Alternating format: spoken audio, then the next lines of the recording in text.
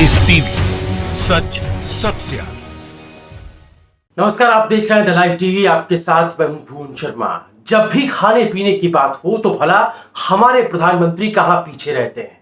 कोई ना कोई मौका तो ढूंढ ही लेते हैं साहब। जैसे देखिए, इस बार कार्यक्रम रेडी पटरी वालों से संवाद का था, तो रेडी वालों में भी सिर्फ खाने पीने का स्टॉल लगाने वालों को ही इसमें शामिल किया गया।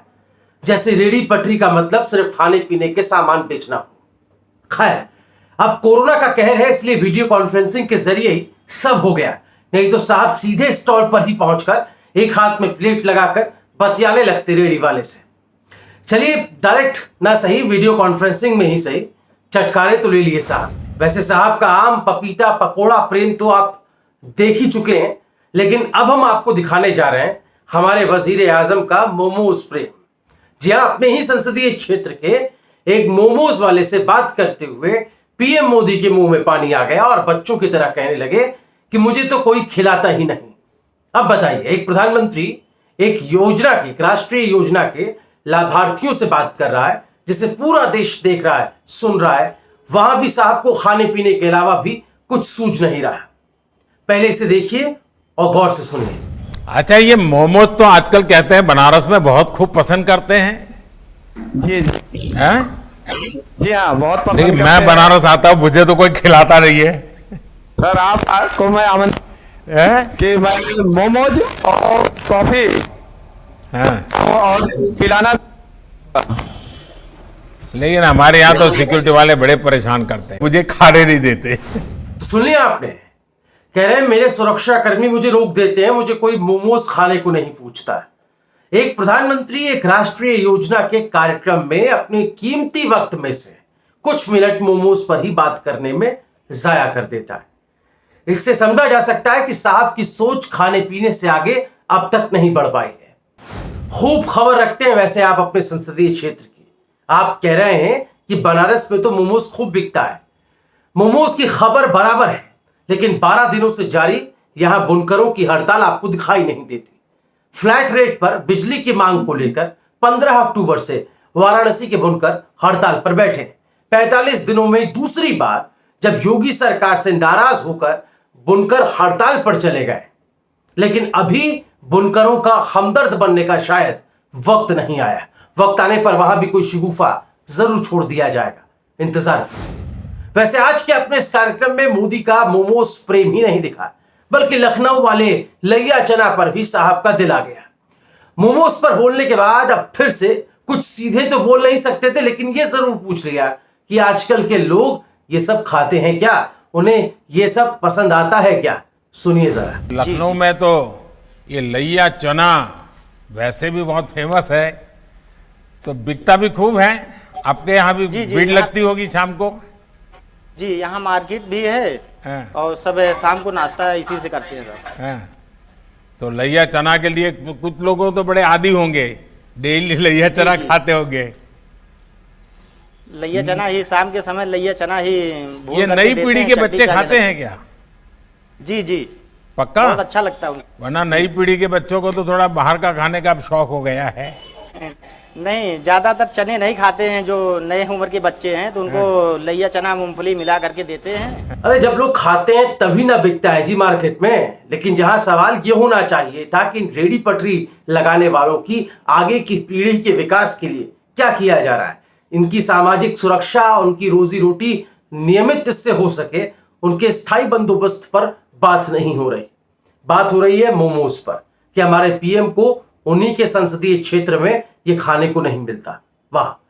बात हो रही है लैया चना पर कि ये चना जोर गरम साहब के लिए कब परोसा जाएगा। अपने सरकार की पीठ थपथपाने के लिए 3-4 जगहों से एक एक रेडी पटरी वालों को चुनकर उन्हें लिखा पढ़ाकर बोलने के लिए तैयार करना कोई संवाद नहीं है मोदी जी। देश के हालातों को वीडियो कॉन्फ्रेंसिंग के जरिए जान लेने की गफलत आप दूर करिए। चलिए, आपको ये आपका ये काम हम पूरा कर दे रहा है। द लाइव टीवी की टीम ग्राउंड जीरो पर उतरी। उसी वाराणसी में पहुंचकर हमने रेडी पटरी वालों से बात की मोदी के संवाद को लेकर। सुनिए आप भी, और मोदी जी आपके पास तक ये वीडियो अगर पहुंचे तो आप भी गौर से सुनिएगा और देख लीजिएगा हकीकत वीडियो कॉन्फ्रेंसिंग में तैयार कर बैठा है गए रेडी वाले और गली नुक्कड़ मोहल्लों में बैठने वाले रेडी वालों के बीच क्या है, जमीन आसमान का अंतर साफ दिखाई देगा। इस तरह के इवेंट से लोगों को मूर्ख बनाना बंद कीजिए, अपनी पीठ थपथपाना बंद कीजिए। क्या करेंगे, कुछ नहीं हो पाएगा। सब खाली आते हैं, इसे कहते हैं, चले जाते हैं।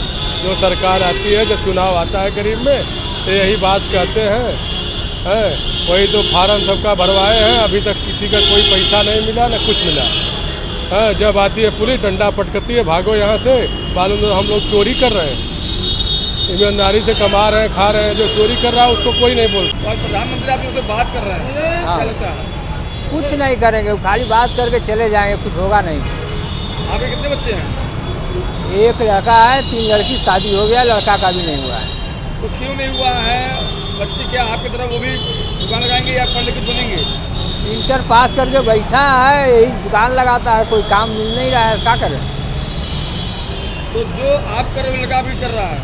हाँ, तो प्रधानमंत्री से क्या कहना चाहेंगे आप? तो कहेंगे भाई कि कहीं हम लोग को जगह दे दे अस्थाई, यही कहेंगे, और क्या कहेंगे। आज पेपर में दिया है कि आगे वेंडरों से मतलब ये जो वीडियो कॉलिंग है ये जरिए बात करना, लेकिन इनका खाली बात ही है, कुछ है नहीं। गरीबों के बारे में तो कुछ सोचे नहीं ना करेंगे। जो आज कोरोना काल है, 7 महीने में जैसे भी कर्ज लेके हम लोग कैसे कैसे किए हैं, क्या कि हम ही जान रहे हैं। कभी कोई ना मंत्री, ना विधायक, ना सभासद, कोई भी कोई झांकने नहीं है। ये ठेला पटरी वाला जो आया है, ये मिला है 2.5 महीने के बाद। इतना दौड़ने धूपने के बाद तो खाता में पैसा आया है जी। ये तो कि लॉकडाउन में कितना परेशानी झेलनी पड़ी आपको? जी, परेशानी पूरा परेशानी थी। हम लोग रोज़ कमाते थे, रोज़ खाते थे। अच्छा, कभी कोई मंत्री विधायक पूछने आया? कोई नहीं पूछने आया था क्या कि आप खा रहे हैं कि नहीं खा रहे हैं, आपको मिल रहा है कि नहीं मिल रहा है। तो प्रधानमंत्री आज बात कर रहे हैं खाने पीने को लेकर के, तो क्या लगता है कि जो आप कार्य कर रहे हैं, क्या आपकी पीढ़ी भी कार्य करे? हम लोग को नहीं लगता है कि हम लोग के हित में काम हो रहा है। क्या जैसे हम लोग थे, लग रहा है ऐसे ही रही जाए। तो बच्चे को पढ़ा लिखा रहे हैं आप, हाँ, क्या बनाना चाह रहे हैं आप? अगर हम नहीं चाहेंगे कि सब काम वो सब भी करें, कभी नहीं चाहेंगे। और प्रधानमंत्री बोलेंगे कि पकौड़ा तलने की बात करें, तो ये कोई बात हुई नहीं कि आप पढ़ा लिखा कर पकौड़ा बेचवाइए, ये तो है नहीं। सुना आपने, ये वो लोग हैं जिन्हें असल में लाभ मिलना चाहिए था इस योजना का। कोरोना काल में जो लोग किसी तरह से काल के गाल में समाने से बच गए और लॉकडाउन जैसी संकट की हालत में व्यवस्था की हिकारत से इस कदर परेशान हैं कि इनका भरोसा ही सरकार नाम की चीज से हट चुका है। जब इन्हें सबसे ज्यादा और सीधे मदद की जरूरत थी तो इन्हें छोड़ दिया गया हालात के हवाले। पैदल ही अपने गांव लौट चलने वालों में इनकी गिनती भी कम न थी, लेकिन तब साहब को न मोमोज याद आया था, न ही लैया चना का ये स्वाद। बहरहाल, चाय से लेकर आम, पपीते से लेकर पकोड़े तक प्रधानमंत्री के खाने पीने की ये लिस्ट बहुत लंबी है। जब मैं चाय बेचता था, बहुत कुछ सीखने को मिला मुझे। बहुत लोगों से मिलने का मौका मिलता था, हर एक के स्वभाव को समझता था। बिना कारण जो चाय पीने वाला है गुस्सा करता था, डांट देता था, तो इन चीज़ों को सीखने में बहुत काम आया। तो एक प्रकार से चाय ने मुझे ये लैंग्वेज सिखा दी। एक तो मैं आम खाता भी हूँ और आम खाना मुझे बहुत पसंद भी है। अच्छा। और गुजरात में आम रस की परंपरा भी है। आम के पेड़ पर जो पकी हुई आम थे वो खाना हमें ज़रा ज़्यादा पसंद था।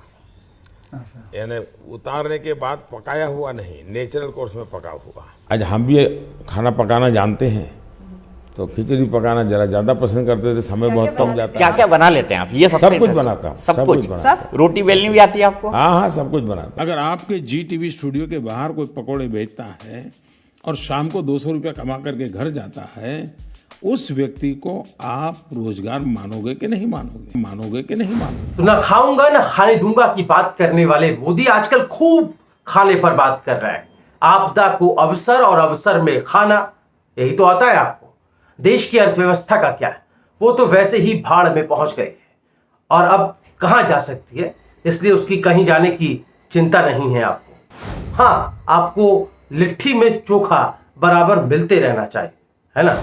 ठीक है, अच्छा है, बिहारी व्यंजन है, खाना पीना चाहिए, लेकिन लिट्टी बनाने वाले का क्या?